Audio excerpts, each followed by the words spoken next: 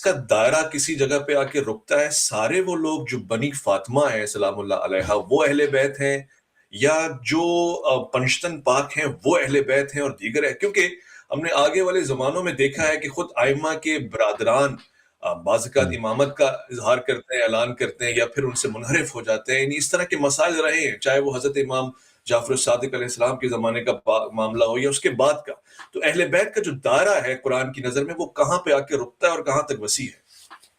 آپ کی خدمت میں عرض کروں کہ اہل بیت کا جو ٹرمنالوجی ہے، جو اصطلاح ہے، وہ رسول پاک صلی اللہ علیہ وسلم نے ڈیفائن کر دیا. اب ان کے زمانے میں جو افراد موجود تھے ان کو کملی کے نیچے داخل کرنا یعنی ایک نہایت ہی غریب، اور غریب سے مراد یعنی غیر متعارف طریقہ کار ہے، جو بالکل انوکھا طریقہ کار ہے. کہ ایک گرم جگہ ہے عرب، مدینہ المنورہ گرم ہے، مکہ مکرمہ میں سردی نہیں پڑتی، گرمی ہمیشہ شدید ہوتی ہے. اور وہ ان کی بیٹی کی شادی ہو چکی ہے، ان کے داماد ہیں امام علی علیہ السلام. ان کو کملی کے نیچے جمع کرنا، یہ کوئی انسان عام طور پہ انجام نہیں دیتا کہ آپ اپنے بچوں کو کملی کے نیچے داخل کریں، کمبل کے نیچے داخل کریں، یا کھانا کھانے کے بعد اور پھر دعا کریں.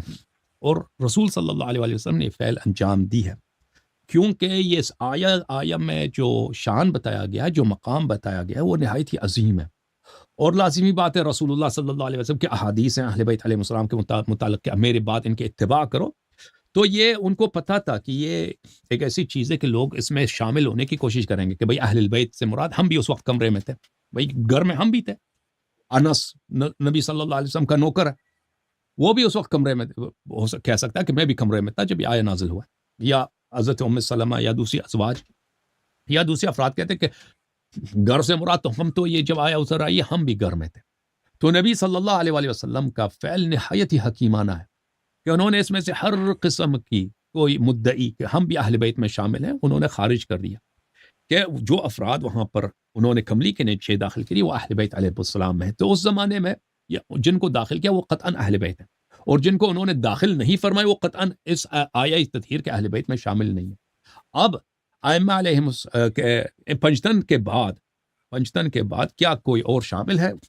تو ہمارے پاس احادیث موجود ہیں رسول صلی اللہ علیہ وسلم سے اور امیر المؤمنین علیہ السلام سے کہ یہ آیہ جو ہے پنجتن کے شان میں، اور 9 امام جو حضرت امام حسین علیہ السلام کے نسل اقدس سے ہوں گے ان کے شان میں نازل ہوئی ہے. اور یہ آیہ کا مفہوم بھی یہی بتا رہا ہے، یعنی مفہوم جو ہے آیہ وہ بتا رہا ہے کہ ہر قسم کی پلیدی دور کی گئی ہے ان سے، اور ان کو نہایت طہارت ملی ہے.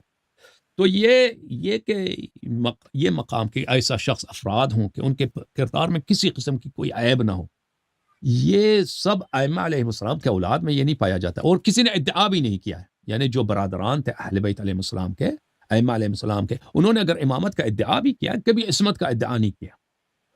انہوں نے وہ جو اکثر زیدی بن جاتے تھے، کہتے تھے ہم جہاد کریں گے، جو امام ہوتا ہے جو جہاد کرے. یا اسماعیلیہ بھی زیدیوں کا ایک فرقہ ہی تھا شروع میں.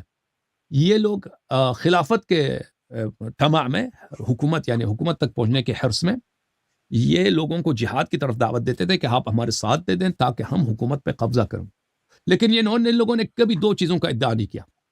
انہوں نے کبھی نص کا ادعا نہیں کیا کہ ہم منصوص ہیں، امامت منصوص ہیں، ہم منصوص ہیں، یا عصمت کا ادعا کیا ہو کہ ہم معصوم ہیں، چاہے اسماعیلیہ کے امام ہوں چاہے زیدیہ کے امام. یہ کہتے تھے کہ امام وہ نہیں ہے جو گھر میں بیٹھے، امام وہ ہے جو جہاد کرے. آپ لوگ ہم اہل بیت میں سے ہیں، آپ ہمیں سپورٹ کریں تاکہ ہم جہاد کریں. تو اہل بیت، اگر ہم اہل بیت کا یہ دیکھیں، یہاں پہ کچھ دقیق ابحاث ہیں کہ بیت سے کیا مراد ہے. اگر بیت سے مراد ہم لے لیں، بیت سے مراد یہ لے لیں کہ جو گھر ہے، یعنی اردو میں جو گھر کہتے ہیں، تو لازمی بات ہے اس میں بہت سارے آ جاتے ہیں. اس میں ازواج بھی آ جاتے ہیں، اس میں نوکر بھی جو گھر میں رہتا ہے وہ بھی آ جاتا ہے، کنیز بھی آ جاتا ہے، کیونکہ وہ گھر کے افراد ہے، گھر کے ساکنین ہے. اگر بیت سے ہم مراد بلڈنگ نہ لیں، گھر سے مراد عمارت نہ لیں، ہاؤس نہ لیں، اس سے مراد ہاؤس بمعنی house of the prophet, house of Bani Hashim مراد لینا، یعنی ان کا جو خاندان ہے مراد لینا. کیونکہ ہاؤس عربی زبان میں، گھر انگلش میں، ہاؤس انگلش میں، اور بیت عربی زبان میں معنوں میں آ جاتا ہے کہ یہ بنی ہاشم کا بیت ہے. بنی ہاشم کا بیت یعنی بنی ہاشم کا خاندان ہے. اس مراد میں لے لیں تو اس میں اولاد فاطمہ سلام اللہ علیہ سب آ جاتے ہیں.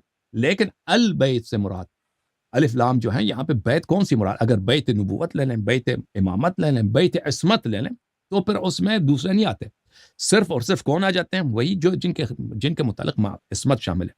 تو یہ جو آیہ کا مفہوم ہے، اگر کوئی شخص اس کے ساتھ انصاف کرے کہ آیہ بتا رہا ہے کہ اس میں جو بھی مشمول ہے اس آیہ کا، جو بھی اس آیہ کا مصداق ہے، اس کے پاس طہارت نہایت اعلیٰ درجے کی ہے، اور اس کے پاس عصمت نہایت اعلیٰ درجے کی ہے، اور وہ یعنی وہی طہارت جو نبی صلی اللہ علیہ وسلم کو ملی ہے، وہی طہارت اس آیہ میں مشمولین کو ملا ہے۔ تو لازمی بات ہے کہ یہ سب اولاد فاطمہ سلام اللہ علیہ جو ان کے نسل میں جتنے لوگ ہیں وہ تو شیز میں نہیں۔ ابھی دیکھیں ہمارے زمانے میں بہت سارے سادات ہیں جن کے پاس شجرہ بھی ہے، اور وہ ہر طرح کے کام انجام لاتے ہیں، شراب بھی پیتے ہیں، بہت سارے ہیں، کرسچن بن گئے، سید آ کے ایتھیس بن گیا، بھائی سید آ کے کہتے ہیں میں سید ہوں، میں بہت سارے سادات ہیں جو برے کام انجام دیتے ہیں، شراب خانہ چلا، بھائی شراب کی دکان چلاتے ہیں، شراب بیچتے ہیں، تو یہ تو سب میں شامل، لازمی بات ہے شامل نہیں ہے۔ یہ ان افراد کے لیے جو عصمت ان میں ہے، اور عصمت کا ادعا دار اس امت میں کوئی نہیں ہے، یعنی مدعی کوئی نہیں سوائے 12 امام کے، دوسروں کے متعلق کسی نے ادعا نہیں کیا، صحابہ یا تابعین یا بنی ہاشم کے دوسرے افراد کے متعلق یہ معصوم ہے۔ جی سر، معذرت چاہتا ہوں میں نے تفصیل سے بات کیا۔